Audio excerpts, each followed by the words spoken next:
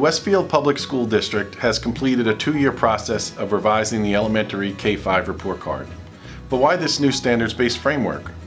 The state standards have changed, and so have some of our instructional frameworks. This change allows for more targeted objectives, including clearer goals for learning, more effective instruction, more detailed information, and a growth mindset to help foster in students the belief that ability and competence come from effort, not a fixed level of intelligence. So what's different about the standards-based report card? Performance descriptors replace letter grades. Specific skills are evaluated within each subject. There will be trimesters in grades 1 through 5 instead of 4 marking periods. And parents, students, and teachers will be better informed about areas needing additional attention.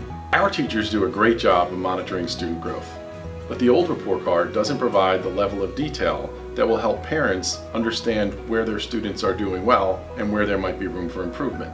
One of the biggest benefits of the standards-based report card is, say on the old report card, you would say, oh, my child got a B in math, and the teacher would probably be able to give you some feedback about what your child needed to work on and what the teacher and the child were working on in class to help improve their performance.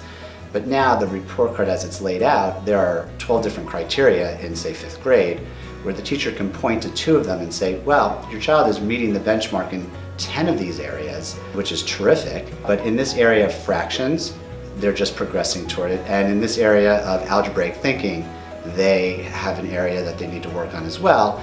And it's my goal as the teacher to work with your child. We're going to work together to improve those 2 areas over the next trimester. So it allows us to set goals, and when we set goals and work towards them, we're much more likely to achieve all of our objectives, which just improves learning and helps kids be more prepared for the next year.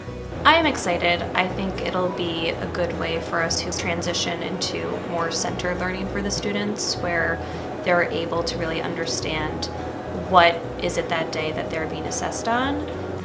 In the old way of letter grades, we're just literally taking a numeric average or looking at a score. Looking at the standards and the progression really shows us the growth in a very specific way. Instead of A, B, C, and D, we've created a system with an E for exceeds meeting that benchmark, or the A for achieves that they're meeting that benchmark, a P for progressing towards that benchmark, and N for needs support in getting to that benchmark. And those are called performance descriptors. So we can explain what it really means if your child needs support for a certain benchmark. We've created a performance descriptor explanation that further explains, well, they're not yet grasping or applying the key concepts.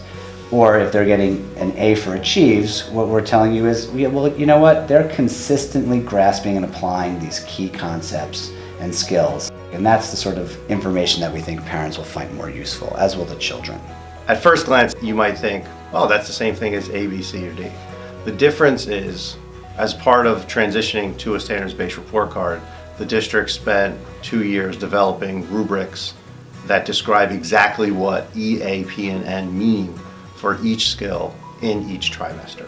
What standards-based grading changes is if a student receives an E, A, P, or N in, for instance, the subcategories within language arts, the district has a rubric which says exactly what it means to have achieved standard in can analyze a character's motivation in a story. Teachers will have that rubric, and that is what will guide their instruction throughout the year.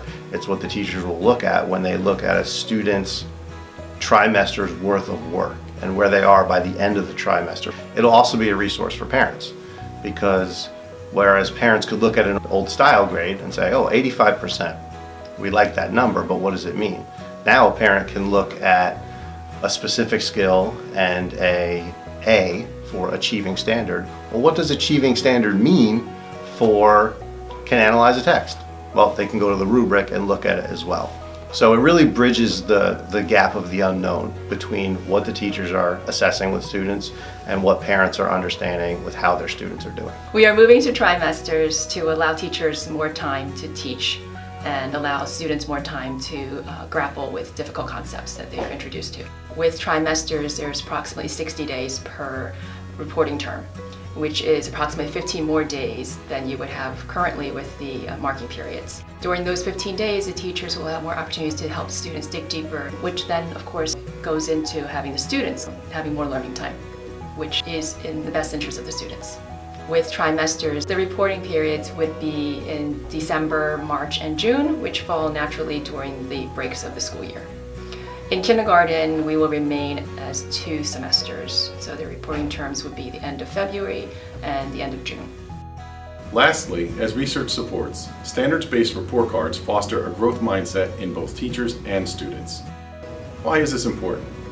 When students see themselves labeled as an A, B, or C student, they may settle into that expectation as fixed and not see that they have the ability to grow.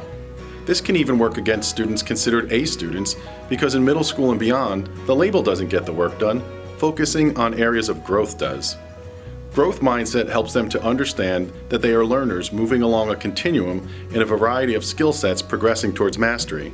And that's what standards-based learning is all about.